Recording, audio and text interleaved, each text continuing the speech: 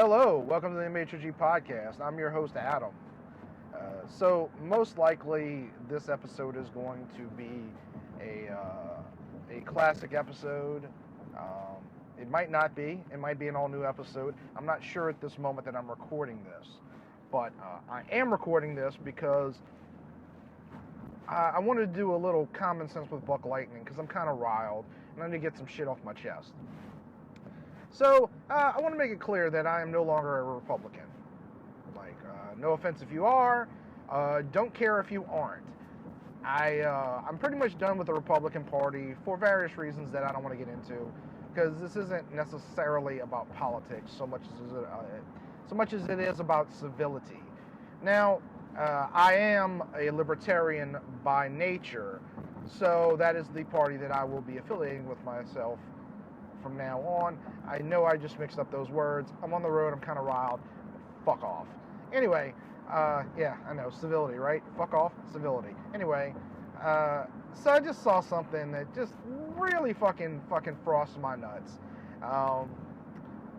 So, if you're familiar with the shitty band Third Eye Blind, they had a couple of songs in the 90s that people know. One of them, their first one, I can't think of offhand right now, thankfully. It was pretty good. They played it out, but it was pretty good. Their next song, which somehow became, I don't know if it was a hit or if it was just well known, but their next song was called Jumper.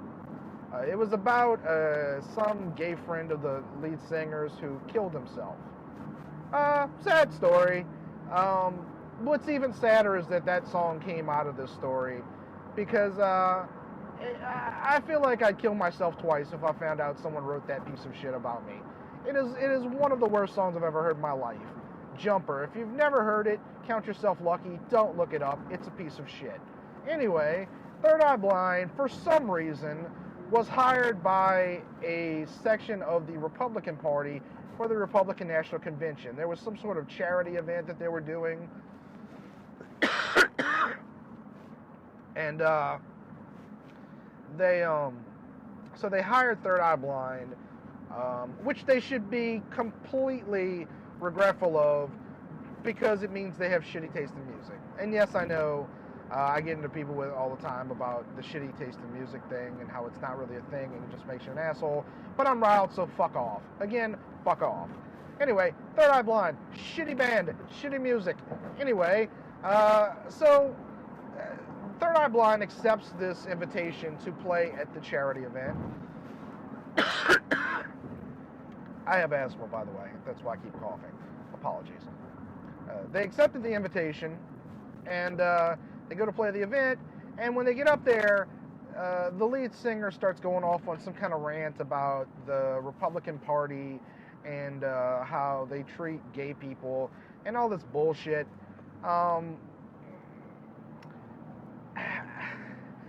And they also said something about raise your hand if you believe in science.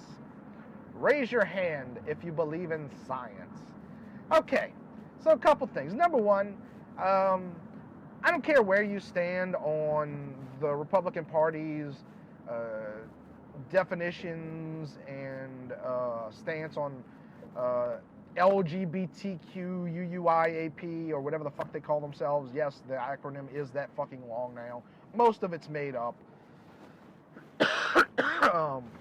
I don't know if the lead singer of Third Eye Blind was referring to their stance on not letting transgender people into the women's bathroom, which has somehow become transphobic. Yeah. Well, that's a whole separate, can of worms. But I don't care where you stand on that. Fuck those guys. It's trashy behavior. It is trashy. If, I'm not big on a lot of policies of Islam. But if I went to a school filled with Muslim kids and started telling them how the Quran is evil and how they should reject the Quran, would you say I was brave? Would you say, oh, that's awesome? Or would you say, that's trashy and you're a piece of shit? Personally, as much as I'm against a lot of the teachings of the Quran, I'd say that's pretty trashy. it's pretty fucked up to go to someone's neighborhood when you were invited there for a job and to shit on their porch. It makes you a piece of shit. And I don't care where you stand on their politics. Fuck their politics. They're shitty people. And by the way, it's fucking Third Eye Blind. What the fuck do they know about the Republican Party or politics in general? Fuck those douchebags.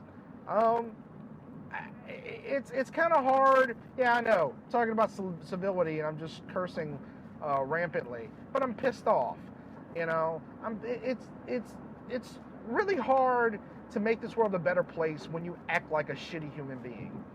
You know, you can pat yourself on the dick and say, "Hey, I'm a good guy. I'm one of the good guys. I'm taking care of the bad guys. I'm calling them out." No, you're not. You're not a good guy. You're a piece of shit.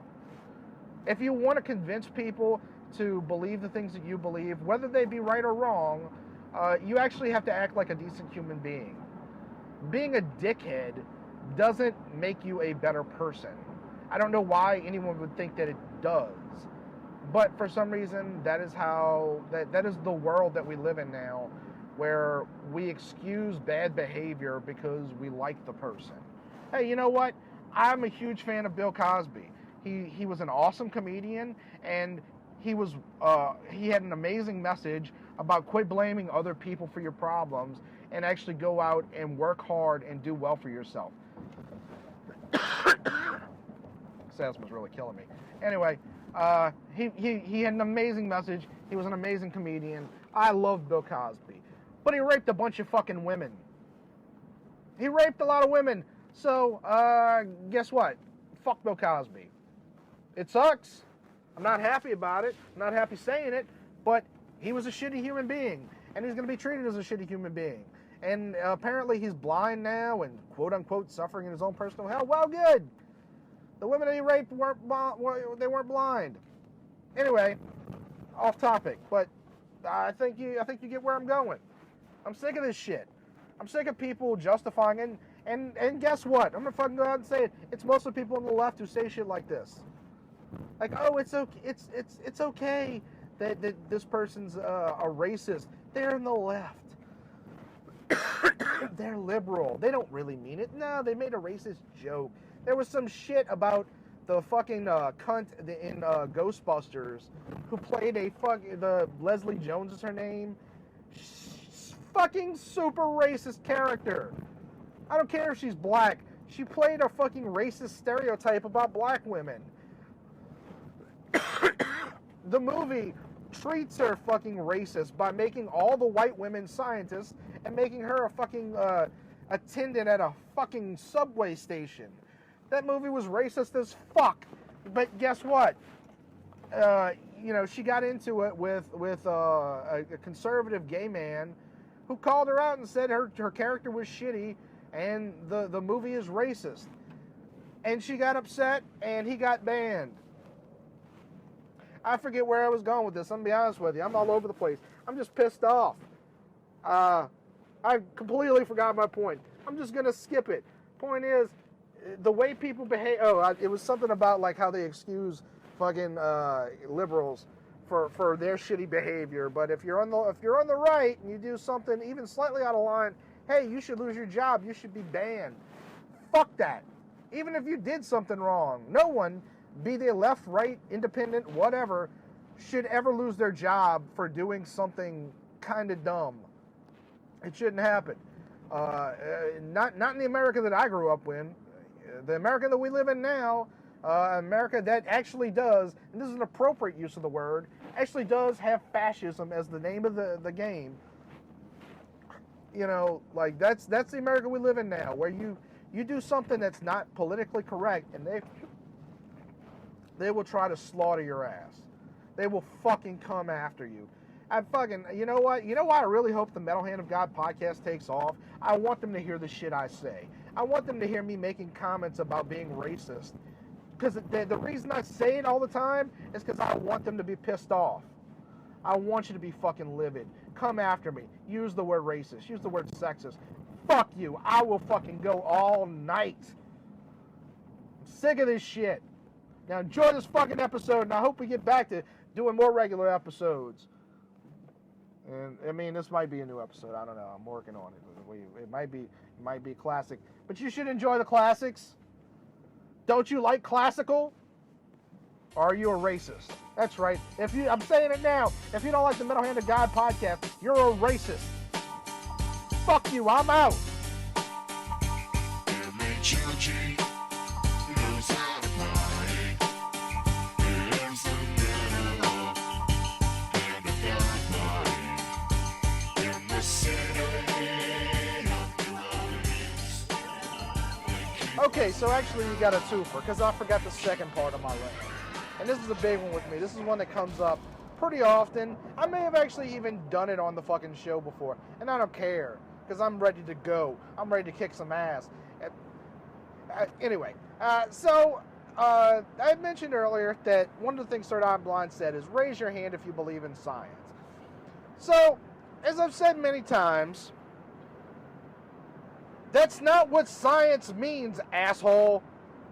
You can't believe in science. It is not a thing to believe in. Science is our ongoing explanation of the universe and how it works. The key word there is ongoing. Science is not based on facts or doctrines.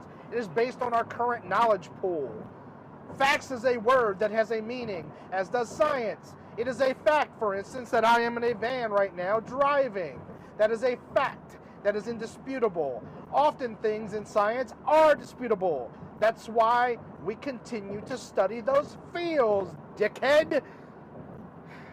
When you say, I believe in science, it's your fuckhole way of trying to be an arrogant prick and telling people that you think you're smarter than them. Except you're not, because you don't know what the fuck science means.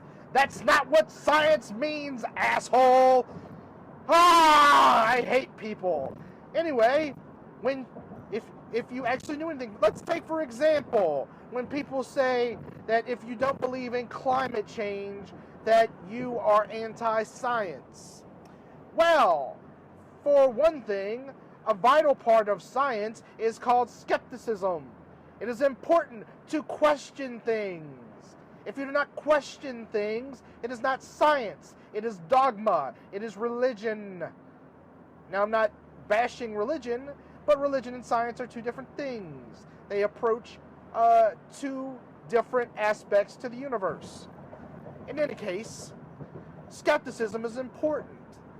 There's a lot of skepticism to be had with, and by the way, it's not climate change, it's man-made climate change. There is no question that the climate changes. It is fucking retarded to think that the climate doesn't change. Everyone knows that. That is not in dispute. What is in dispute is whether or not the effect that human beings have on the world changes the climate and affects the overall weather systems. That is in dispute. It is not conclusive. It is not science fact.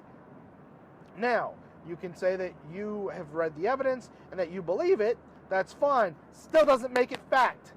It is in dispute. And without skepticism, we don't have science. Without skepticism, what we have instead is, let me just explain to what we have. What we have is a flat Earth. At one point, it was scientifically accurate that the Earth was flat.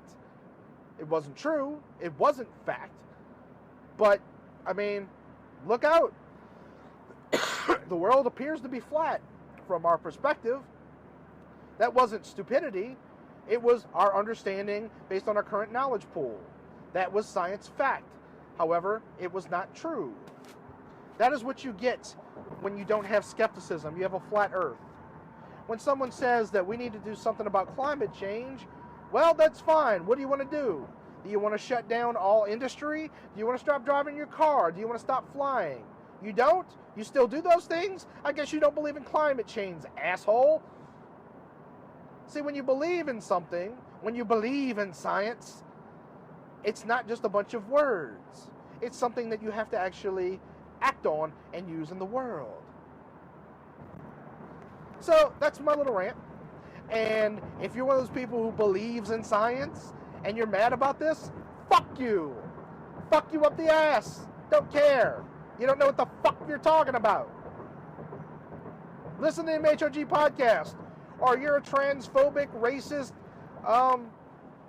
person who eats hummus. That might actually be true. Some of you might actually eat hummus. I don't know. Fuck you, I'm out. Common sense with butt lightning, bitch.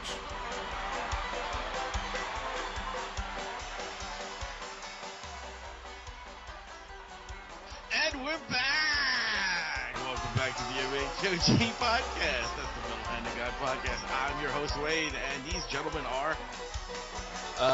well... I'm Adam. No. What? No. Adam? Who am I? The one and only Cuddle Bear. Well, I thought we were bringing this back, dude. What the fuck? We're bringing it back if you don't... No, I think it's still dead. I'm trying to look, you know. You gotta stick to your gun. My ego is broken. Why don't we give him a new name? By a dirty whore? No, God, no. All right, I'll be Cuddle Bear. That really has to... Well, I just want to help. I know you. I know. And, of course, everybody's favorite uncle. I'm the Rum Guy. That's right. Uncle the Rum Guy. Oh, yeah. So what's on, fellers? Oh, you know, hot. Yes, it's too fucking hot, dude. It's a lot of hot. I rode my motorcycle today because I needed to take it out, and Did you get it lunch? Did you buy it lunch? No, I bought myself an Auntie Anne's pretzel, which is all I've eaten today. But oh wow, no, but I took it out, and good God, it was so hot. Like I wanted to take it out further and put it through its paces, and it's just like no. Well, people don't realize when you're riding a bike how much heat's coming off that bitch. Oh yeah, dude. Whew. I'm gonna be honest with you, the heat from the bike ain't nothing. It's just like the heat from the pavement. Yeah, it's really hot, right? It's probably like 102, 103 today. Yeah. It was pretty bad here. It was rough. So and then it rained, and I lost power. Awesome. Man. Yeah, it was good times. God. That seems to happen a lot where you're from. Well, you've been in Savannah. And, no, you weren't here when it rained. I was. Yeah. It was beautiful. Wayne knows. So I mean, when we get that was actually in a recent episode, or a Vault episode. Yeah, it was. It was the episode that we pulled out of the vault. It was on there. That was pretty funny. Yeah, it was. When it rains, no joke, it pours, and we're below sea level here. So we get a lot of flooding. So of course they get a lot of winds and we lose power. So that's just what happens. Right. Generators. Everybody's got one except for like me. Because you prefer to build a furnace and shovel coal into it. Yeah, I do that. Oh, that's what I did when I was a kid. I'm not even a little bit shocked. No, not at all. Nope, that's how we heated the house. I didn't come from money. I didn't come from money. I didn't come from modern times with electricity and heaters. I just made it. I had to make my own oil candles. Or however y'all did it back then. We go outside, you got photos. Take the fat. Did each room have like those old lamps like Ben Franklin used to use hanging from the ceiling? And did you refer to your mother? Hello, mother. Mother, can you light the lamp? You said that we had some more, please. Chandelier in the living room that actually was an oil chandelier. You had to fill it with oil and light the wick. I'm not saying fire hazard at all, but fire hazard. Well, that sounds too simple. No, I envision Rum on a ladder pouring oil into a chandelier, and at some point the ladder kind of falls out from under him, and he latches onto the chandelier, and the chandelier is swinging from side to side, and the ceiling's cracking. That's what happened to my mother. My mother fell off and broke her ribs doing that. Way to kill the humor in that story, Rum. Yeah, thanks. That's great. It's great. Good times, Rum. Good times. No, but the house I grew up in was almost 200 years old. No, we weren't the original owners. Just want to get that out there before somebody else says something. But it was a nice house, big old farmhouse, man. It was cool. Looked like something out of a horror movie, but not until you got there though. Like American Gothic or some shit. It was a spooky fucking place to grow up, man. Middle of nowhere, big farmhouse, lots of stone fence. The only friend he ever had, he drove crazy. We need to call Matt Fraser and pitch him to pitch that guy who does American Gothic. The next season will be called American Gothic, The Rum House. Ooh. Yeah, that'd be good. Presented by Metal Hand of God Podcast. And hosted by Matt Fraser. It's not there anymore. It caught fire. It burned down. We can build another one. I'm not surprised it caught fire. Chandelier? No, it didn't catch fire because of the chandelier. It was another reason. Lightning struck it 4 times in a row. No, Rum set it on fire. There was an accident there. See, I told you. I knew. So we had another house built on the property next to it. You destroyed a 200-year-old house? I don't want to. It was, I have pictures. It was a nice house. In a way, it's worse than setting cows on fire. Yeah, because at least the cow was probably only like. Well, that's what I'm telling you. The cow was on fire, ran into the house. No, it didn't. That's false. But because you set the cow on fire, you get steak. I didn't catch the cow on fire on purpose. I was trying to keep the bugs off. Because when you're outside, they always tell you. Well, you don't go outside very often, so you wouldn't know. When you're out in the woods, if you're getting covered in a lot of ticks and stuff, you're supposed to put diesel fuel on you, and it makes ticks drop off. So you're walking through there, and it keeps the bugs away, and you're not getting bit up with ticks. So I thought, well, fuck, the cow's like swatting itself, and it was really buggy that summer. So I was like, fuck, I'll just put some diesel fuel on them. Rum, what kind of horseshit survivalist training goes on in Pennsylvania? It works, dude. There's more ways to prevent insects than you don't get yourself in pouring an incredibly flammable liquid. Where are you going to find a virgin in the middle of fucking nowhere to sacrifice? You got to fucking cover yourself in diesel. Y'all didn't have like a Cracker Barrel or something? Dude, Cracker Barrel, really? Well, the original. This guy asked for Cracker Barrel. The original Cracker Barrels, like in the Old West. Really? I'm just saying. We didn't have anything, dude. That was like from. I'm sorry. They used to call them general. Did you have a general store? There you go. No, not where I was at. I'd have to go into West Sunbury to a general store, which would be from Adam's house to I don't know. The airport. Okay, that's not too far. It is when you have no transportation but a bicycle. Hey, you had that hoverboard. Don't give me no shit. Yeah, my hoverboard. My piece of country. I actually don't think that would be. Especially if it's not in the city, I don't think that would be that bad a ride on a bicycle. It was on a fucking mountain, dude. You had to go up and down mountains on dirt roads with boulders in the middle. Oh, for God's sake! Then maybe y'all should have lived in hospitable countryside. I mean, my first time, friends of mine came out to my house that were from an area called Newcastle, which it's a more inner city type area. We're like, he grew a beard by the time he got to your house. Well, he pulls here. I hear the vehicle coming because I heard the music, and it's not like there's no noise except for animal noises and noises of nature out where I was at. So I heard it coming down the road, and it drove past. I saw it. And the road went in front of the property. I watched this vehicle go the whole way down, acres and acres and acres. And then it got towards the end of the property and it stopped. I saw taillights and then backed up, turned around, came back and it found my driveway, pulled in. Was like, holy shit, I thought the fucking Indians were going to come coming out any second. I was like, no, dude, it's just, I'm out here, the country. Because I'm simple folk. It was just me and the Amish kids. Uh-huh. Except the Amish kids knew how to build things and not set cows on fire. I knew how to build shit. Yeah, shit. All sorts of stuff. Yeah, fires with cows. And, it was just, what you do. And houses. Well, let's move on. Oh, man. So we had a comedy show Friday night. Yeah, I bombed. No, you didn't. Yeah, kind of did. No, you had some funny stuff, man. Rum, do you hear his voice? No, you're using Rum's lying voice. No, I promise. You did. Lying voice. I did laugh. I did laugh. Dude, I know I bombed. When I got off the stage, people came up to me and kind of gave me a slow, pat on the back, like, it's okay, slugger. What part of it bombed? Give me. I don't know.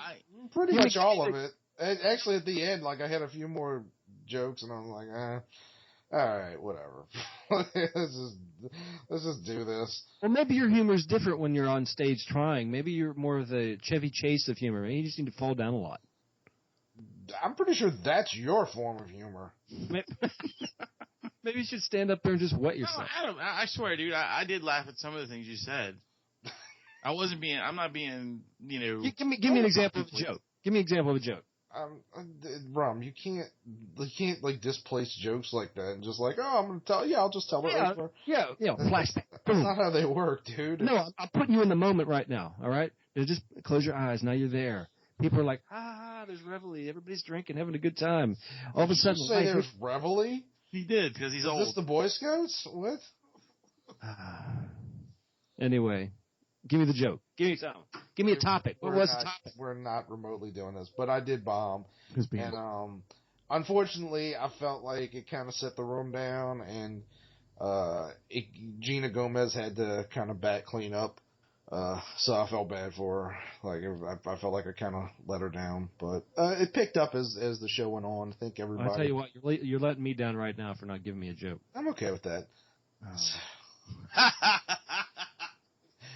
No, but it picked up as the night got on. Like it was a little bit of a rough start, and that's good. It started late, and it was a decent crowd. Yeah. We had about 30, 35 people, maybe. Yeah, it was so you bombed with a decent crowd. That's got to suck. Yeah, it did. Thanks for rubbing the salt into the wounds there, asshole. That's what you get for giving me a joke. Go burn down another house. You sound like an old miser. That's how you get your joke. You're so bad. Go get picking some red beans. It's fucking, what's this cookie from the fucking Western? That's who I was trying to think of. Give me beans. I got some good old beans here. Anyway. Trey Romero did really well. And that dude, he's really funny. Well, he's also very educated about comedy. No one likes a smart ass.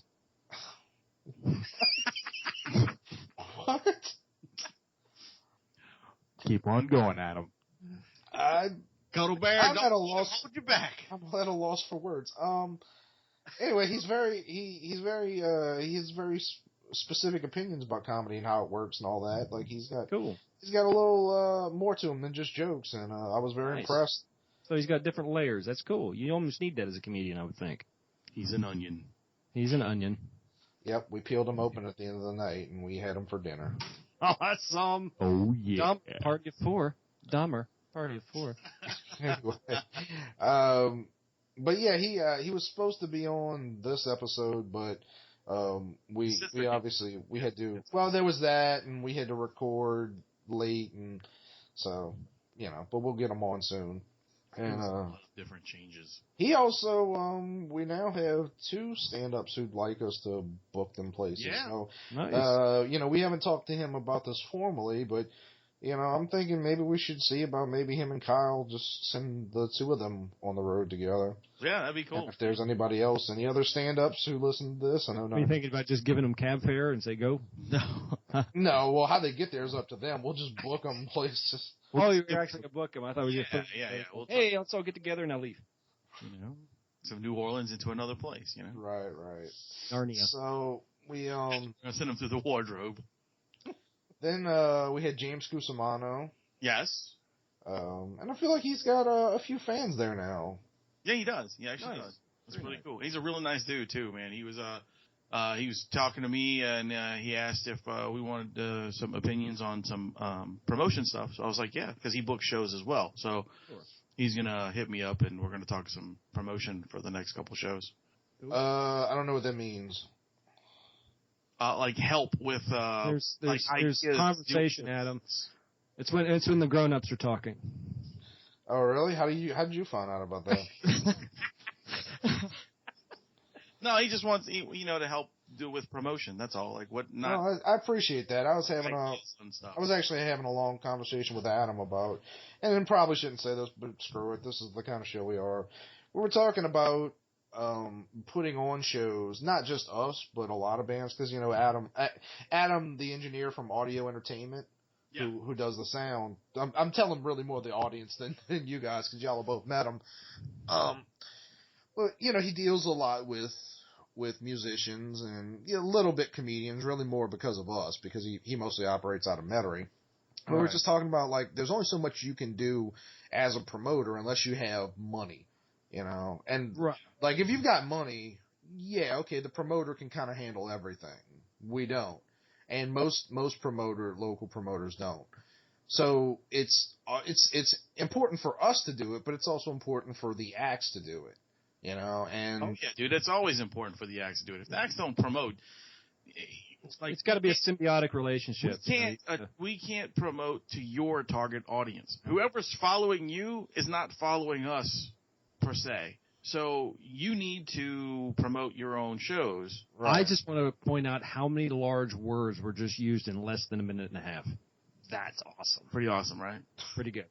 No, but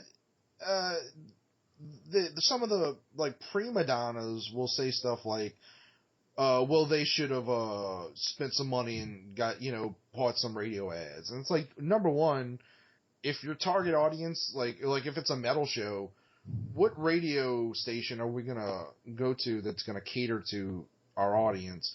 Number two, radio ads are not cheap. Like, I mean, not locally anyway. Right. Not cheap at all. So unless you want us to keep all of the take, like, it's not going to happen. I'm not, like, calling anybody out. If you want us to pay y'all, well, that's fine. But, you know. I'm not calling anybody out. I'm just saying, like, the shows that have done the best have usually been because the performers also. And I'm not saying, like, every day you got to be on it, you know, but. Every day you're shuffling. Oh, God. Anyway. But no, we're just talking about that, and it's difficult to promote in this day and age unless you got capital. So, anything somebody can do to help us or show us, and the thing is that bugs me is we're always quick to do that for other people. I can say this pretty easily. We do more to help other people promote their stuff that has nothing to do with us by at least a factor of 10 than anybody does for us, and we don't complain about it, but. It's true. Yeah. Yeah. I mean, you know it's true. We push for everything that's on our shows always. Always. A lot. Because we respect everybody who's doing what they're doing, you know, and it's just what we're here for, to help out. Being serious. Yeah, I know. It's true. You know, I think it's a good thing. Apparently Adam doesn't share that opinion. Nah, I don't. I do not. He's like, fuck everybody. No, I'm just saying. It's a little frustrating, so yeah, if he wants to. Yeah, that's what I was thinking. It's a lot frustrating, actually, but it is what it is, dude. We also, so after James Cusimano, Matt Owens, who, by the way, so we had Matt Owens on the show, this was weeks ago now, huh? Oh, this was a long time. This was before, the show with Dry Socket, when we had the Dry Socket. Right. So this was at least a month and a half ago. Yeah. And we had him on the show, and I, for some reason, thought he was, like, younger than us. No, he's an old dude, man. Yeah, I don't want to be, like, yeah, he is, but I don't want to be. I mean, he's an older dude. Right. But when he showed up, I was talking to James Cusimano. I was like, yeah, I don't know when Matt Owens is getting here, and he's like, oh, he just walked in, and the guy's to my right, and I was like, the guy who looks like Chris Elliott? He does. He looks like Chris Elliott with a much better head of hair. Yeah. You know, and to be fair, he has bits about that where he talks. I don't want to reveal any of them, but he talks a little bit about the people he resembles. Yeah. And but funny. He had been watching the audience, and he was just like, "All right, we're going to change this." So I don't want to. Well, I guess we can talk about what he did because that's not a regular bit that he does. He's posting it online though. Okay, well, I mean, it's not going to hurt anything, but he said, I've been watching you guys as an audience, and I think you need to learn a few things. He's like, I'm going to teach y'all how to be a proper audience. And I was really impressed with it. He, we had talked to Ted Alexandro about experience, and I don't remember how long Matt Owens has been doing comedy. I don't even know if he told us, to tell you the truth, but I think so. But you can tell that he's got experience because of the way he knows. He has the confidence to know that you don't have to keep doing jokes every second, and you can kind of let things breathe and stuff like that, and just tell your story. Yeah, because some of the bits he had, yeah, you're right. Yeah, well, there was one where he was laying on the ground, and I was like, on the floor. That was funny. And the audience kind of looked at him like, wait, what you doing? Hold on, you're laying on the ground. Like, aren't you supposed to be making us laugh? And he was like, nope, I'll get to it when I feel like it. It was awesome. So I was very impressed with Matt Owens. I really thought he did something special. Thankfully, he went on last because I was apparently Shining a stand up, which Shining is when you give them the spotlight, like a little like flashlight to let them know that they only have a couple minutes left. Right, to finish up. And I had to give it to him like 3 times because apparently he didn't see it. So which I attribute more to me than him. But yeah, overall pretty good show, and I'm glad it went well. One thing that did make me laugh, and I don't want this to be a trend where we make fun of younger musicians, but actually there's 2 things I want to talk about. So let me start with Royalty, the band, who I do want to start off by saying is very talented. Yeah. I think when they start talking about the song that they're about to play, it's a little unnecessary and kind of annoying, but the actual music sounded pretty good, and a few people came up to us and were saying that. Yeah, they're a really good band. However, so they showed up super late. Well, actually, what they did, I talked to the guitar player yesterday because I was like, look, dude, what the hell happened to you guys? Right. You know, I specifically said everybody needs to be there for 8:30, 8:45 to 9 o'clock. And to be fair to them, the comedians didn't hear that either. So Right. So what happened was they didn't hear it, and they had sent me a message earlier in the week saying, hey, we're playing after the comedians, right? And I said, yeah. So they assumed that it would be okay to come a little later because, so they could bring stuff in. So that was their miscommunication. And I'll be fair to them by saying they're very young, they're very new. And I was like, I said, look, next time just don't do that. Don't let it happen. Yeah, okay. Because what happened was, now again, they're new, and I don't think they've played Twist before. No, that was their first time. Most musicians, when they're playing Twist, come in the back with their equipment. So they showed up late while, I want to say, I think Trey Romero was on stage. I think they came in. Yeah, Trey was on us doing his set. Yeah. And this was like around 11 o'clock. So they come in through the front, and that'd be awkward. The bass player came in with his guitar strapped around, like not in a case, like strapped around him as if he was playing through the bar. And I looked at, like, there's a comedian on stage trying to keep people's attention, but all of a sudden, like, this kid walks through as if he's Slash.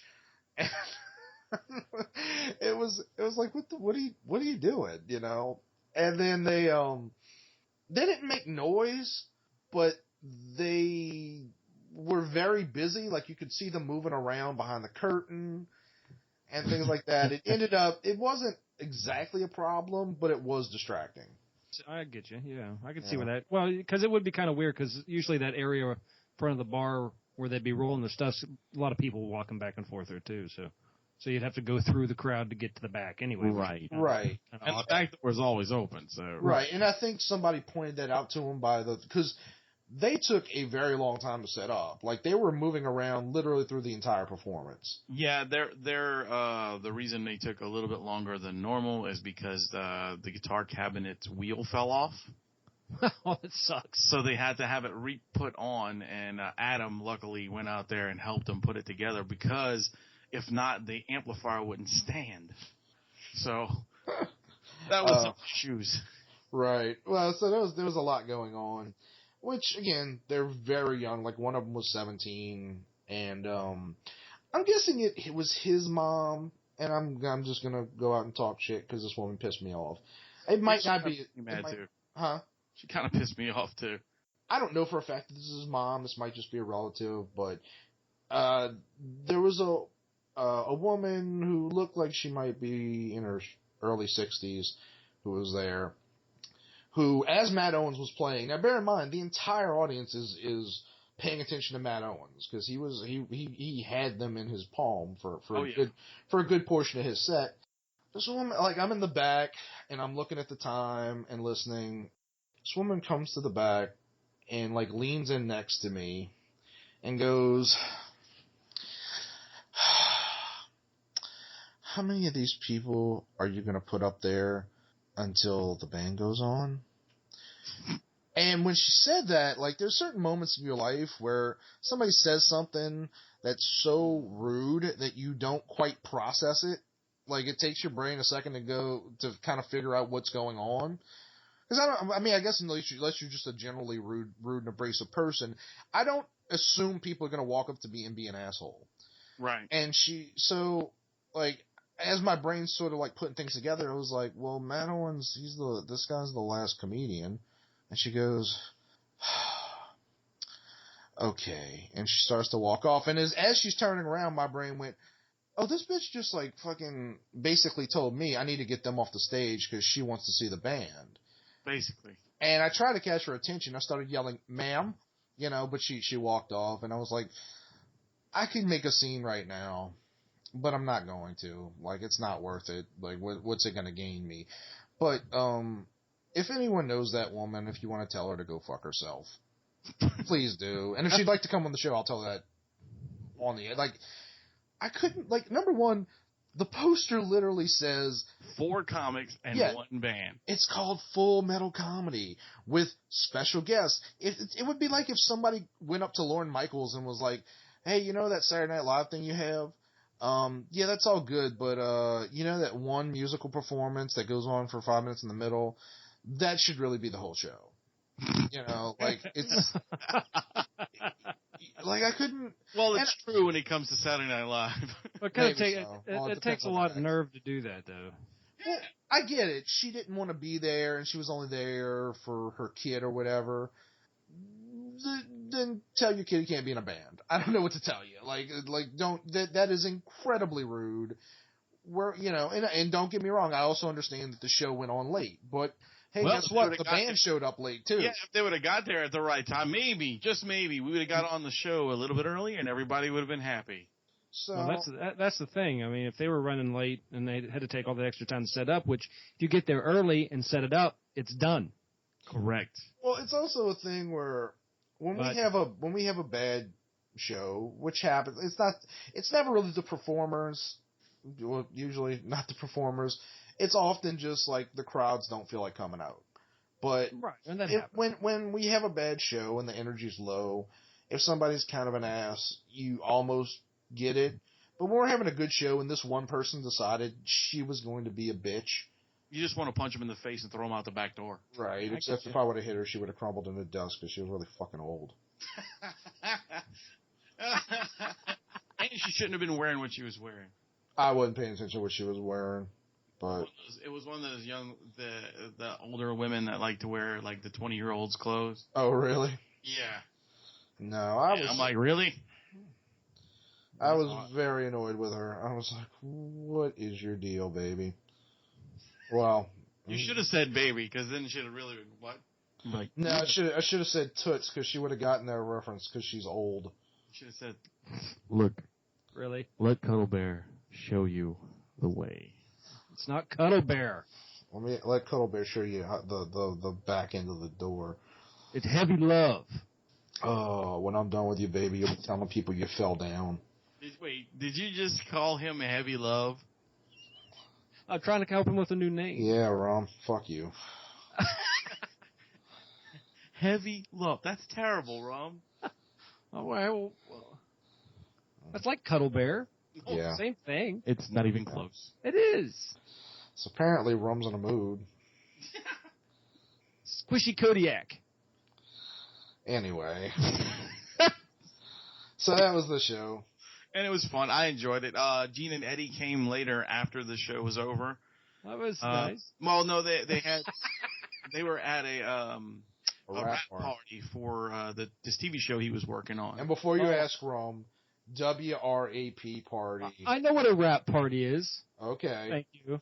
So, yeah, they were at a rap party for his the TV show called Into the Badlands, which is coming out pretty soon on AMC. So there's a plug for that for Eddie. Cool. And a good plug, not one of those weird ones. Yeah, not a butt plug. I don't want those. It's hard to fart. If you do it, I'll take your word for it, Rum. It's a dangerous projectile if you do. I'll take it was a fun night, all in all, with everything. Cool. Did you happen to go to the ZES show, Adam? I did not. I was going to. Yeah, I didn't get to either. Well, you had your anniversary. I'd still like to see them play. I've yet to see them. I've seen a couple YouTube clips. They're really fun, dude. They're a really good show. So, what I've seen, I like. I was planning on going, and I got a call from Tim Laddie. Well, I know. I saw the pictures. You got caught up. Well, then why'd you ask if I went to the show? Well, no, but I thought you went after, is what I'm saying. No, actually, what's funny was I looked at Facebook when I got home, and I actually could have gone to the show because it seemed like. So you're a bad friend, basically. No. I assumed they were done. Like, I didn't get home till 1:30 in the morning, and they apparently went on at 1:30 in the morning. Oh, wow, really? Right, or maybe, because I know they do a halfway point in the show, so it's possible. They went on late. That was crazy. It's possible well, I only know because Allie said, she was going back on, but again, it might have been the halfway point in the show, but either way, they were on pretty late. But by that time, I was home, my feet were killing me, and I was, I'd already, gotten into my jammies. And I was like, I'm not leaving. I'm sorry. What kind of jammies? Pictures of Prince Charming and Sleeping Beauty or Prince Edward. Prince Valiant, right? Prince Charles. I saw jammies one time that had sushi all over them. They were pretty cool. That's pretty awesome. I think the ones I had on last night were plaid. I didn't have any fancy. We should all wear jammies. We'll have a pajama party. A pajama jammy jam? A pajama jammy jam. Yeah, we should do that. We should set that up as a new show. We do the pajama jammy jam. Get some really good hip-hop and rap performers. We'll do a pajama jam. Yeah, whenever you find hip hop and rap performers, let us know. Well, if Hannibal would ever answer a message, maybe we could do that. I think that'd be awesome. Fucking yeah. And you know what? Pajama jammy jam is lost on an entire generation of people. Right. So, house party. Anyway. I think we should do it. I think we should do a pajama jam. We'll add that to the long list that we basically have to start writing things down of things that we're doing. We do, because we have an awful long list. Well, instead of going to the ZES show at Twist, Tim Laddie convinced me to go with him downtown. Which, here's the thing. So, as far as women, I want to meet a nice girl and go out on a date and something happens. Right. Cool. I'm not really a let's go out to the clubs and pick up chicks guy. I mean, some of that's confident issues, but I'm just really not that guy. I was never that kind of guy either. What, picking up chicks at bars? Really? Yeah, yeah. I've seen you do it. Well, yeah, I know, but I'm just saying I was never It's not really what you want to do. Right. But he was like, he had a spare pass to the Mechacon, which Mechacon at the end of it goes on to 4 in the morning, and there's a rave. And so he had a spare pass, and he was like, come on out with me. Actually, let me do it. Come on, bro. Mechacon. Bruh. So much puss. Come on, bro. Bruh, come on. So I was like, I don't really want to do this, but... let's do it. Well, no, there was always reluctance, but it's one of those things where, as a depressed person, I know that you have to force yourself to do things that you don't want to do. Right. I'm not currently, dealing with symptoms of depression, whether I'm depressed or not. It's kind of hard for me to say, because I'm always in sort of a weird malaise, but I'm not really... Huh? Weird mayonnaise. Malaise, bro.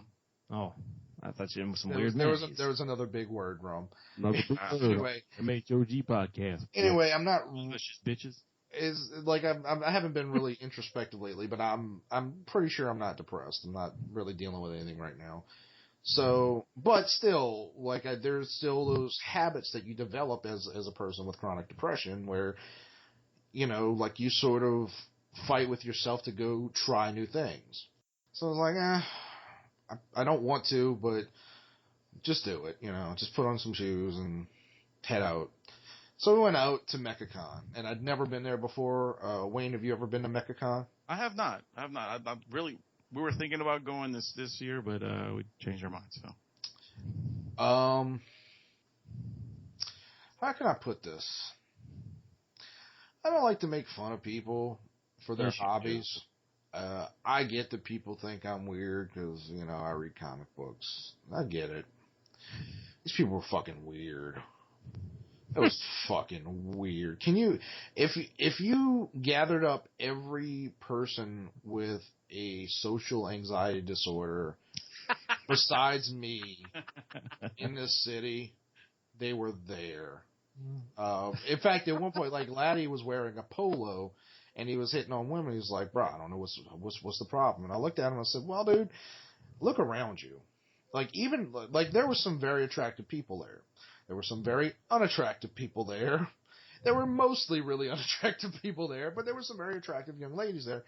And I said, "Dude, even the hot ones are people with severe social disorders. Like these people." What? You're kind of... Shut up. I'm talking. Like these people only really associate with other people who they feel don't fit into society. Who dress up like Pikachu. Oh, those were the not scary ones. Right, that's what I'm saying. There was I see pictures of the Pokemon girls. The Pokemon stuff, I don't get it, but like it's whatever. But the people who are really into anime, I think they call themselves like otakus or something like that. Those, like, oh my god, those people are really into it, and it just, I kind of felt like I think 20 minutes in, I was like, I'm pretty sure I have an STD and I haven't touched a single person here. I feel like this feels dirty. It was like the world of furries all over you? There were definitely furries, and that's probably one of the pictures you saw. And it was just like, and like some of those people, I'm sure they're mostly very nice, but good God, like I was just like, what's going on? And I told him, I said, dude, you're dressed like a guy who's gonna go play backgammon somewhere, and these people, like Dungeons and Dragons is too mainstream for what they want to go do. Right, right. They're all like these fucking like Attack on Titan characters and. Attack on Titan is at least somewhat mainstream. There were plenty of things there that I had no idea what was going on. One big thing that I've heard about, I think it's on Nickelodeon, called Steven Universe. I don't know if y'all have heard of that, but that was everywhere. I mean, look, nothing against these people, but no desire to ever do that again. But I did have a good time. So there's some kind of Japanese candy called Pocky. Have y'all heard of this? Yeah, is it the candy on the stick? Yeah, it's like little like graham cracker sticks with or pretzels or something like that covered with chocolate or some kind of it's something like that, and it looks like a box of long cigarettes. Yeah, and apparently the otakus are really into this stuff because he's like, bro, I got some Pocky on me, dude. We're gonna get laid. I was like, what? He's like, bro, you don't know, bro. Pocky, dude. It's like cocaine for these bitches. And I'm like, okay, so you're saying we're going to be two old men wandering around offering teenage girls candy to get in our pants? What? That is awesome! So he's walking around with Pocky, like a box of Pocky, and he's just like, what's up? I got some Pocky. Okay, if your child is into like anime and stuff like that, please make sure they know better than to take candies from strangers, because this shit did work. He actually, at one point, he just, like, I told him, like, dude, you're wearing a polo, and, like, these people aren't going to respond to that. So he's like, all right, I got a Proto Men t-shirt. So he puts on, like, a t-shirt for this band called Proto Men, and then puts on his baseball cap backwards, and he's walking around, and he's like, what's up? I'm just another Mechacon kid. My parents don't understand me, so that's why I come to Mechacon. Want some Pocky? and it worked to some degree. So at some point, he was just trolling people. Like we walked into the video game room and there's like kids playing Mortal Kombat X or something like that, and he's just like, "What's up? Y'all play that game?" They're like, "Yeah." He's like, "I like to play that game to like unwind because sometimes my parents they just don't understand." And he's like, "My parents just don't understand." So I'm just another Mechacon kid like you. I was like, dude, you ever seen the movie Never Been Kissed? That's so him. I was like, dude, like I'm waiting for one of these kids to turn around and go, "Narc!" But it's just, and then at some point it just evolved into him yelling, "Yo, Mechacon Kid!" Yo, Mechacon Kid.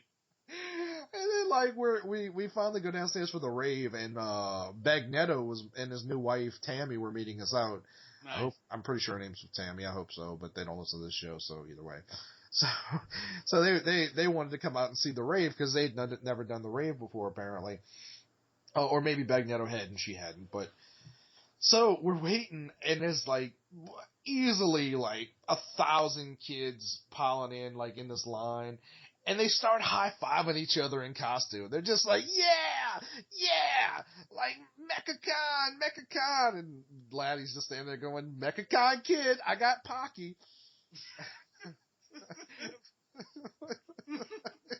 And they're like, "Yeah, Mechacon Kid, yeah."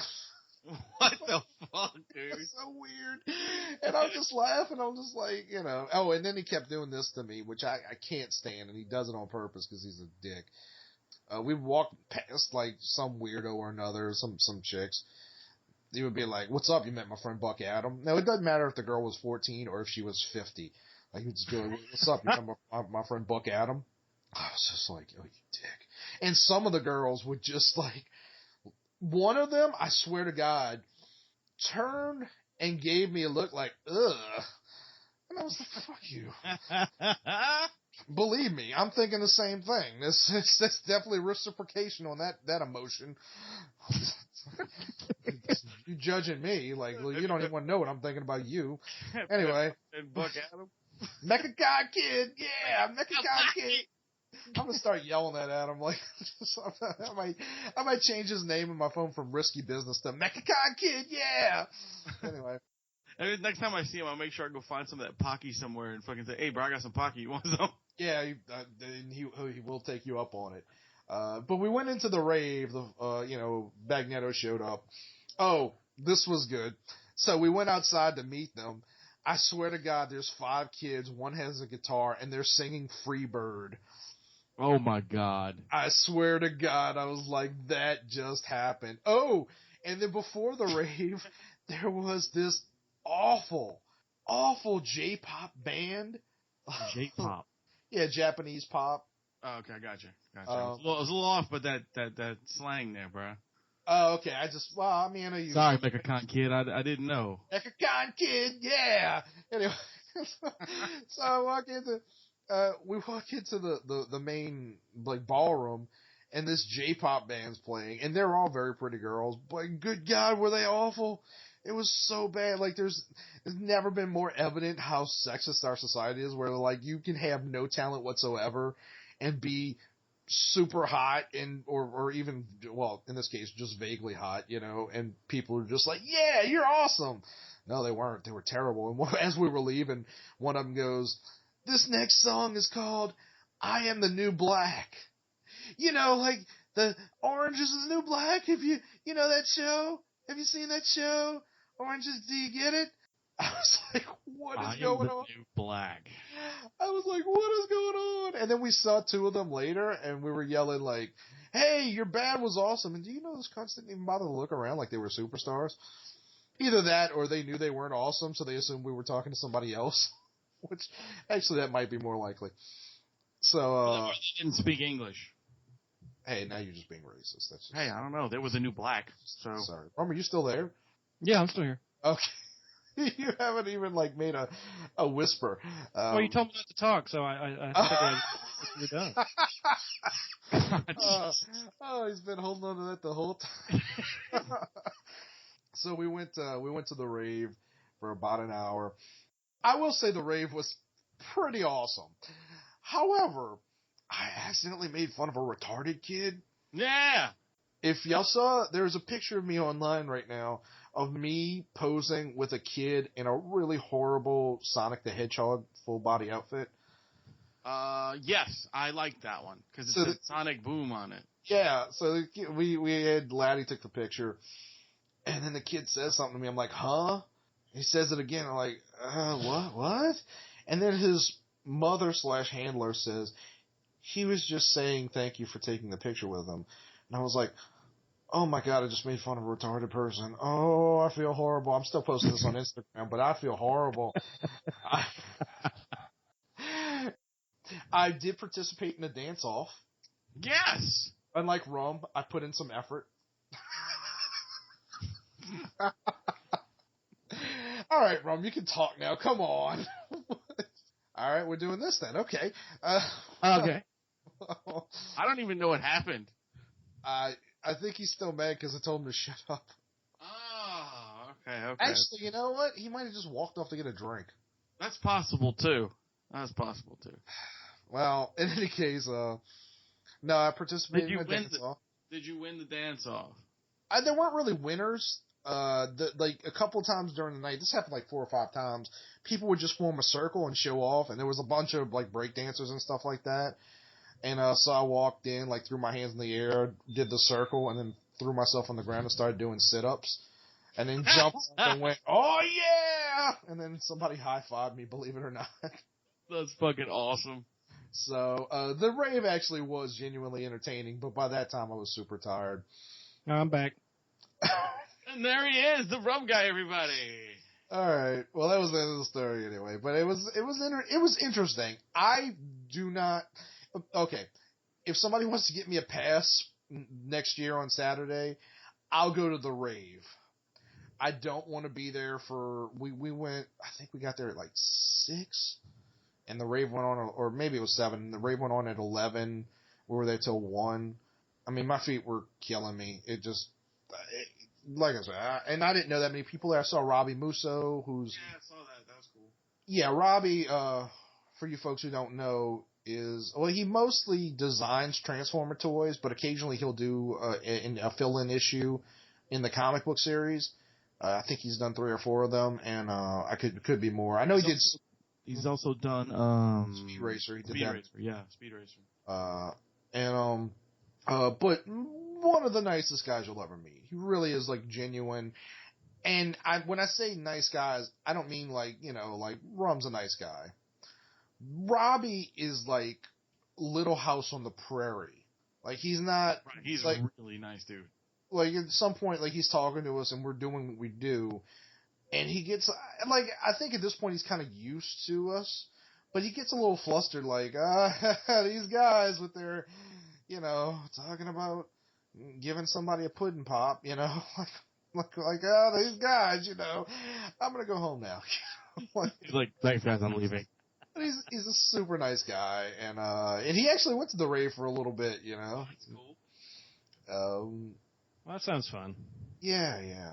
So yeah, we still need to talk to Robbie about getting our Transformers done, man. I mentioned it to him, and he's like, "Yeah, man, it's just busy. I haven't forgotten about it." And I'm like, and I told him, I was like, "Look, dude, we're looking to pay you. We're not, but we just want this to happen because, look, I think we all have had a lifelong dream of being a Transformer at some point."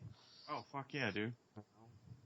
I mean, look, if it never happened at this point, we've all been video game characters. We've been Phineas and Ferb characters. Jurassic Park fans. We've been the meals for Tyrannosaurus Rex. And there is an X-Men print that's Coming. actually probably the next thing we need to do is just put together some money and go to Ted and get this X-Men one done. So, Cool. But I'm broke right now. Have you picked your X-Men? Huh? Have you picked your X-Men? I'm Cyclops. And none of y'all are Cyclops? getting Cyclops. I'm sorry. Because actually, when we did the Capcom versus Marvel print, that was his first. Yeah. Yeah, I was like, I want to be Cyclops, but it would be kind of cool to be Dante. And honestly, the Dante was the better choice because it's like I use that picture all the time as an avatar, and it fits. Yeah. And let's be honest, it looks like something I'd wear. What about you, Wayne? What X-Men would you be? I don't really know. Like, I mean, there's so many fucking X-Men, dude. I mean, I guess we'd have to pick like a one that's more. I think Rum's got to be Wolverine. Yeah, Rum's Wolverine for sure, and I'd like to be probably Beast. Beast? Yeah, the big. The only problem is like, well, I guess it's not a problem. I guess we could sort of rearrange it. So anyway, I don't know, man. I don't know who I would pick. We'll figure it out. Yeah. But we'll figure all that out. Like hopefully before the end of the year we'll get that done. Yeah, but Robbie's super nice guy, and it was good seeing him. So nice. I think that's all my adventures for the week. I don't know if any of y'all saw Ant-Man yet, did y'all? I actually saw it yesterday. I saw it in the movie tavern on the North Shore, the dine-in theater. Yeah, it was pretty good. The theater or the movie? The theater. I watched the movie last night. Yeah. So now, bear in mind, for people who don't know, there's a trend going across the nation of like smaller theaters building. Basically, it's a dine-in theater where you get like this nice sort of Al Bundy-esque chair with a little like desk swivel so that you can eat, and they serve you food and they have a full menu. It's like combining Chili's with a restaurant, huh? There's quite a few of them. We used to have one here called Cinema Grill. Right. Well, they're not, but they're somewhat limited. Like there's two here. One's in New Orleans. One's on the North Shore. They're building one in Baton Rouge. I know Orlando, the AMC theater at Downtown Disney, has a select number of the rooms are set up like that. Oh, so cool. It's still a regular theater, but there's like if you want to do the dine-in, a certain number of the theaters have it. But it is widespread across the nation. It's just not that many comparatively to regular theaters.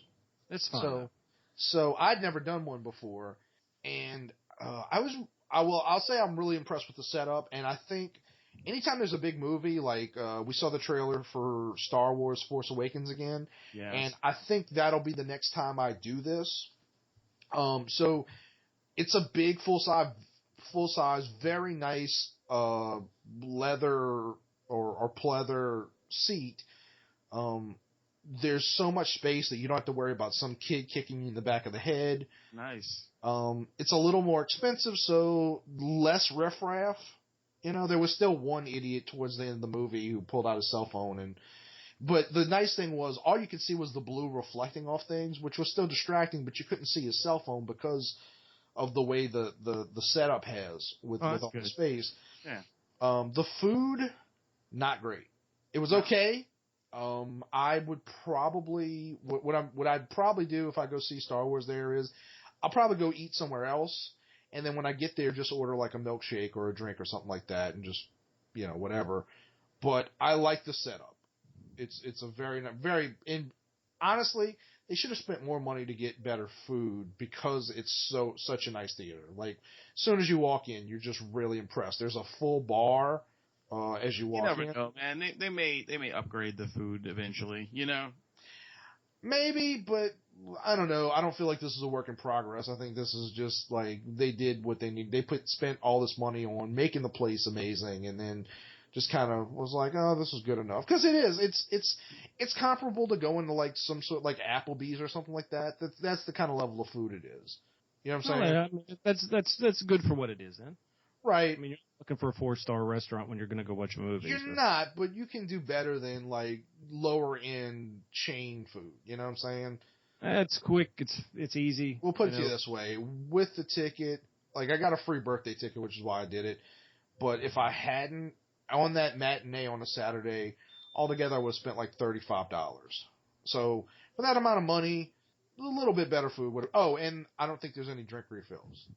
But they do give you a big ass drink, but at some point, like you start drinking, and your food arrives, and you're like, oh, I'm almost done. But whatever. But I'm not complaining. I'm just saying that was kind of the setup.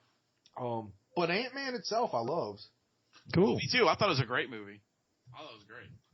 It's got a very Guardians of the Galaxy sensibility to it. Yep. In that, I was talking to Fletch Boogie about it, and I was saying I think what it comes down to is they kind of knew that Ant-Man is sort of a tough pill for. Don't say anything wrong. It's a tough pill for people to swallow, so they try to like wash it down with a healthy dose of humor. And it works. It works really good. I will say, looking forward to seeing it. Rum, you would like this movie. I said I'm looking forward to seeing it. All right, but you don't. Okay, all right. Yeah, Rum, I think, I really think you would dig it. It's got enough humor and enough, action and stuff that you would look past the whole. I mean, out of all the superhero movies, you said Guardians of the Galaxy. Is there anything else that you could compare it to than Guardians? It's, I don't know. It's certainly got Iron Man elements in it. But it's kind of on its own. It's not like Guardians in terms of story or anything like that. I'm just saying in terms of the tone of the movie. Like it's sort of a dark movie with a lot of humor that keeps it lighthearted and fun. And overall, like the movie's fun. Now I will say it's got a lot of heavy elements in it. Like the recurring theme of the movie is fathers and daughters, and there's a lot of like scenes that are super emotionally heavy. And Cool. But I will say that I think, and this isn't really a spoiler, but I'm pretty sure I've nailed down exactly why Edgar Wright walked off the movie. And it's not the only reason it's not a spoiler is because Marvel, for some reason, decided they had to advertise this. There's an Avengers cameo in the movie that has a whole scene with Falcon from Captain America: Winter Soldier. And I like Anthony Mackie. I think he's great as the Falcon. Yeah. But he's got his small chunk of this movie where he and Ant-Man fight. There is literally no reason for that scene in this movie. The impetus for it never really does anything. Like, there's no strong reason. It's basically they just wanted to set something up for future Marvel movies. That give it a moment to flex to showcase the Ant-Man powers against another superhero, maybe? He does that, but at that point he'd already been doing it for, I mean, not against a superhero, but he'd been doing it for, 3/4 of the movie at that point? It's one of those scenes that the director wants to put in to build up a character's rep. No, it's not the director. Marvel put it in there. I can almost guarantee you that's why that's in there. And when you see the movie, and bear in mind, Rum, if you do see it, make sure to stay. There's 2 post-credit sequences. Yeah. Two of them. Okay. A lot of people left after the first one. Right, because there's one part in the, right after the main. There's a mid-credit and a post-credit. Yeah, after the main credits are gone, the big characters' names, after they go, there's that, and then at the very end of everything, there's another one. And I do think it's kind of funny. They made sure to make you wait until literally the last, second after the credits. There's no, it's towards the end, let's just throw this in. No, you gotta sit there for a good, 5 minutes waiting for this thing to come up. But really, really fun movie. Now, Hawk, you said Hawk or Hawkeye? Falcon. Oh, Falcon. Falcon is who he's fighting. Is he playing a big role in the next Avengers movie? He will definitely be in the Avengers, but he's going to be one of the stars of Captain America: Civil War. Yeah. Okay. Oh, that makes sense. And then Civil War is the next movie that's coming out. Right. So that was. So I don't want to say any more than that. It's an interesting scene that actually kind of confused me, but yeah, I thought it was fun. Right. But yeah, I'm pretty sure Edgar Wright left because he didn't want to. Marvel's been doing this, and I've said this many times about Captain America: Winter Soldier. The main problem with that movie is that they grafted on this Winter Soldier storyline to a movie that's not really about that. And actually would have functioned much smoother. I don't want to get into that because this is a long thing, but it's almost a perfect movie except for the Winter Soldier stuff really feels like it's a different movie. And it should have been because it didn't spend enough time, I don't know, on the exploits of that. You're absolutely right, and that's why I say it's basically 2 movies in one. But the thing was, at the time, they were worried that Chris Evans wasn't going to re-up at Captain America. I'm Not really even sure how that turned out. They haven't said much about it since, so I think he might be leaving soon. But they really wanted to introduce Bucky so that they would have that option.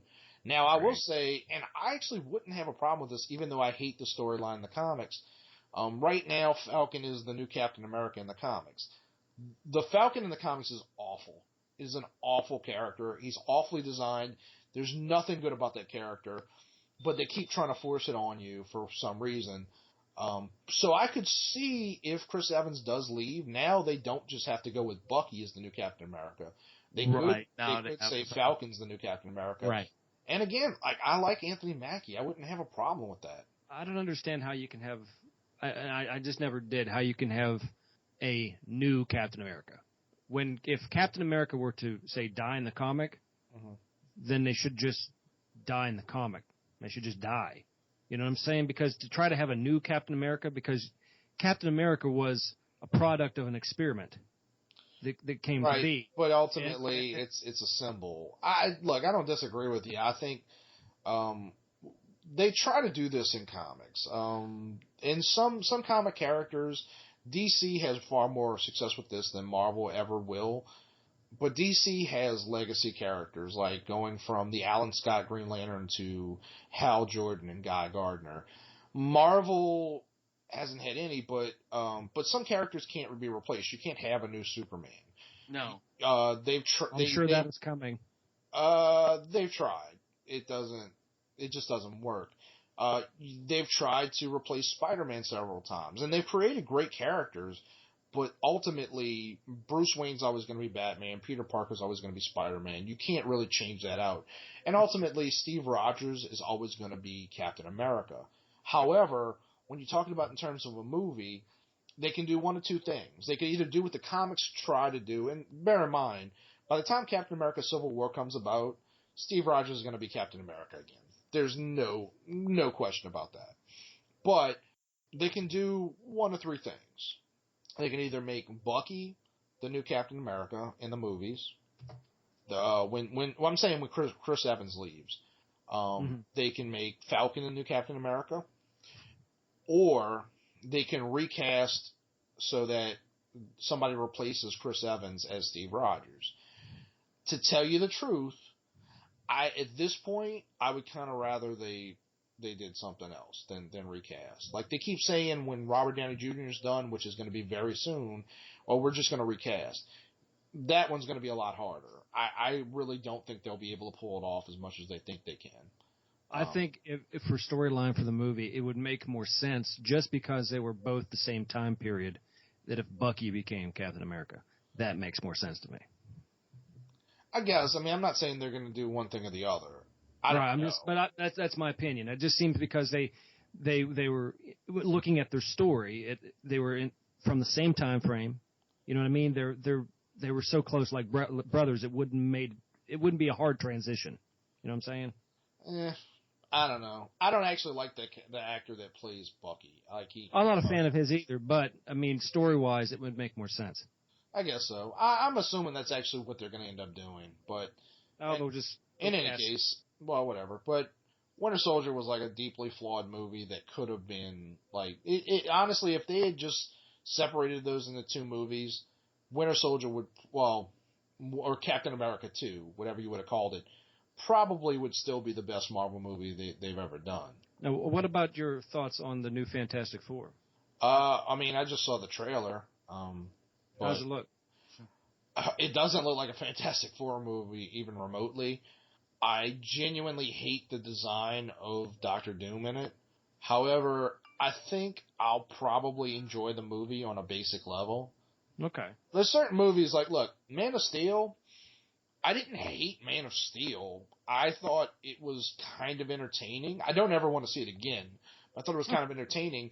It's just that it's a horrible attempt at a Superman movie. Same thing with the Transformers movies. The Transformers movies are not Transformers films, but they are entertaining, you know. And so certain movies you kind of have to go, I'm just going to view this as what it is.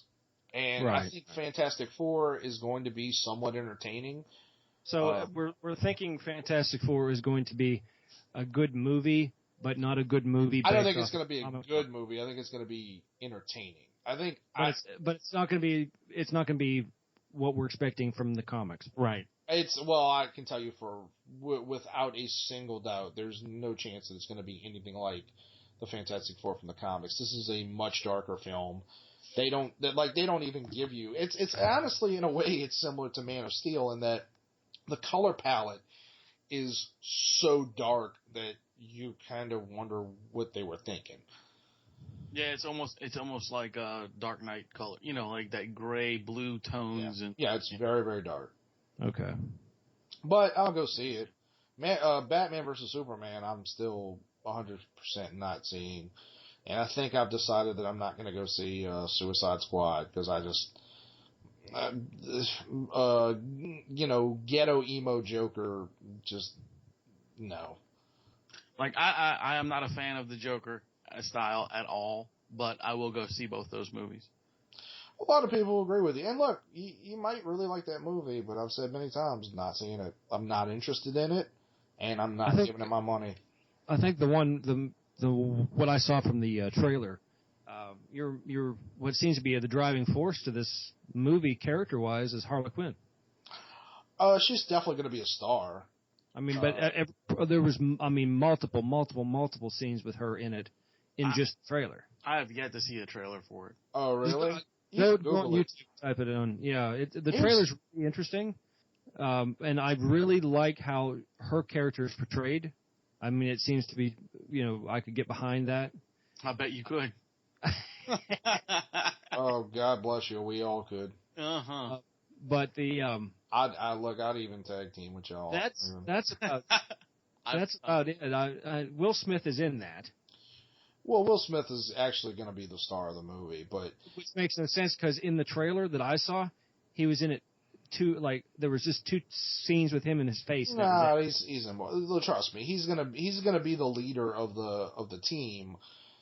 Yeah. Here's the thing about that trailer.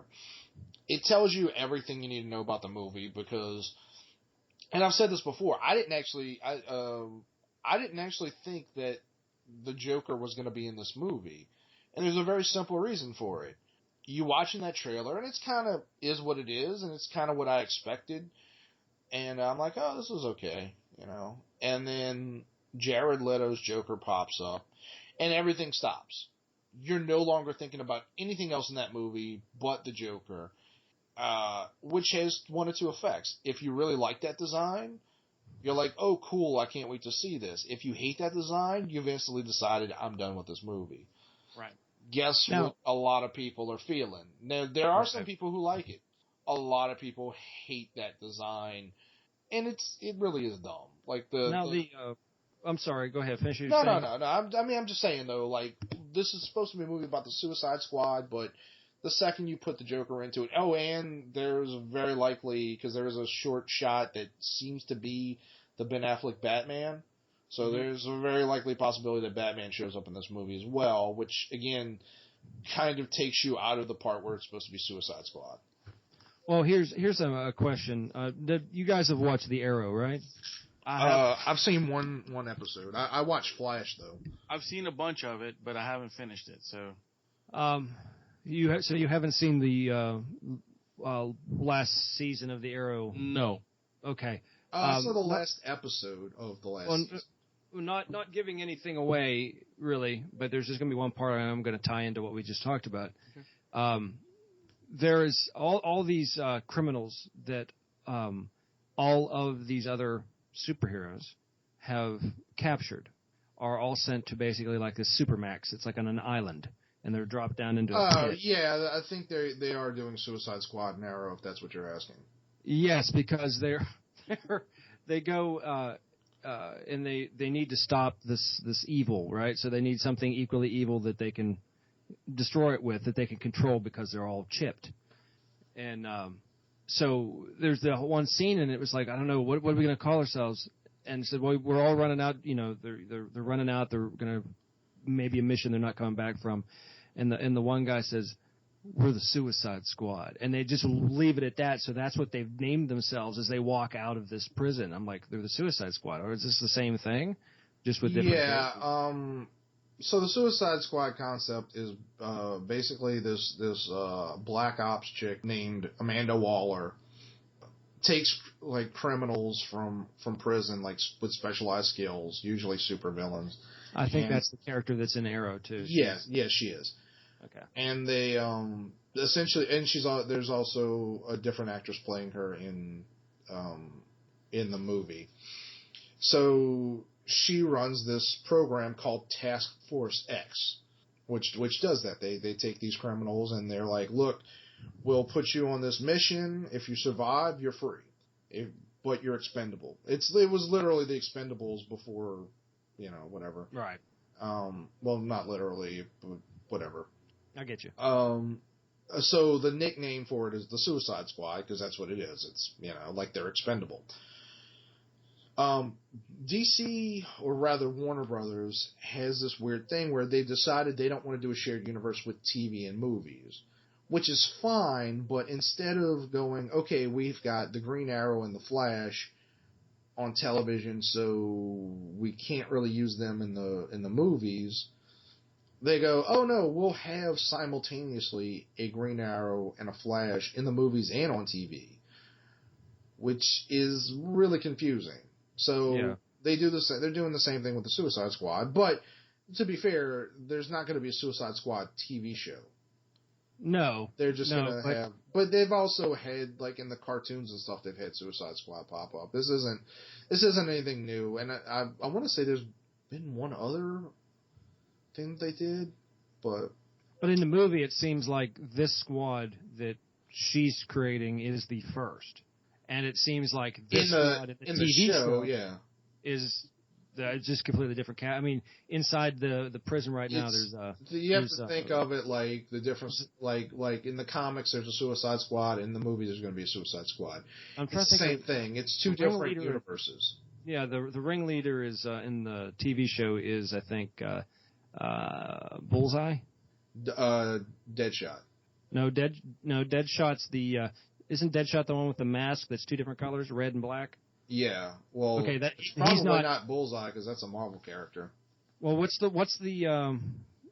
one he never misses? He's got a cybernetic eye. That's Deadshot. Okay, that's Deadshot.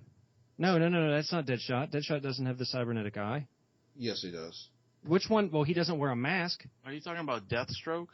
Oh, yeah, he's probably talking about Deathstroke. Deathstroke is not. He's down in the prison, but he's in a separate cell because he's nuts. Deadshot is known for like never missing in the DC. He's just an assassin. He doesn't wear a fancy getup. He just has this. In the movie, Will Smith is Deadshot, and he occasionally wears a mask, but mostly you see him without the mask. Okay, in the comics, Deadshot is almost always wearing his mask, and he doesn't have a robot eye, but he's got like a little targeting thing. This sometimes uses. In the Flash, he has this red glass, basically a steampunk thing he puts on his face. Yeah, it's okay. Yeah. I mean, I didn't see that episode, but yeah. So. Okay. So basically, that part's the same. They're both Deadshot running the Suicide Squad. So I was just making sure, trying to tie in the... Well, I'll tell you, if you really want to see a good Suicide Squad story, check out Batman Assault on Arkham, the cartoon movie. Okay. Really, really adult, honestly. And I'm really curious if they use any of the elements of that movie for this movie, because in the Assault on Arkham, the idea is that they put the Suicide Squad together to go infiltrate Arkham and kill one of the inmates, and then there's the subplot with the Joker and Batman that's sort of the B story, and Joker ultimately ends up being the villain of the story. Okay. But he's not the main character, so I'm wondering. I mean, I don't think it'll be a carbon copy, but I'm wondering if there's going to be any elements of this that play into that. That's interesting. I guess watch the movie and then go back and watch that, and you could really see. That'd be cool. Well, Assault on Arkham really is awesome. I'll have to check that awesome. Out. So, all right. Nice. Well, how long have we been recording? Hour and a half. Yeah. Yeah, we should end that there. Unless y'all have anything that y'all want to... The only thing left I have to say about movies is don't watch Paul Blart 2. It's terrible. Why did you see Paul Blart 2? Because it was at Redbox and it was $1, so I felt like I needed to see something. Oh, it's already in Redbox? Yeah. Oh man. So it was $1, and I was like, oh fuck it, I'll go see how bad it is. And yeah, it's pretty fucking terrible. Wow. So not even a little laugh out of me at all. What I had to talk about, I can say it to the next time, so that's no big deal. Sure. Sure. Yep, absolutely, not a problem. All right. Well, I guess that'll do it for the MHOG podcast. Yes, thank you for joining us on this wild and crazy ride. Hope you all learned something about the Suicide Squad and comics for the last half hour. And Yes. like very large words that we said all through the beginning of the show. Yes. Yeah. Look them up. Challenge yourself. Right. And don't ever make fun of retarded people because it's That's true. right. Because you never know. And what type of candy do you need? Pocky. Pocky. Mechacon, yeah, Mechacon. Mechacon Kid. Pocky, yo. All right. I'll call him with that right now. And not there. I was your host, Wade. Apparently, I'm Cuddle Bear. And I'm Rum. And remember to keep it Pocky.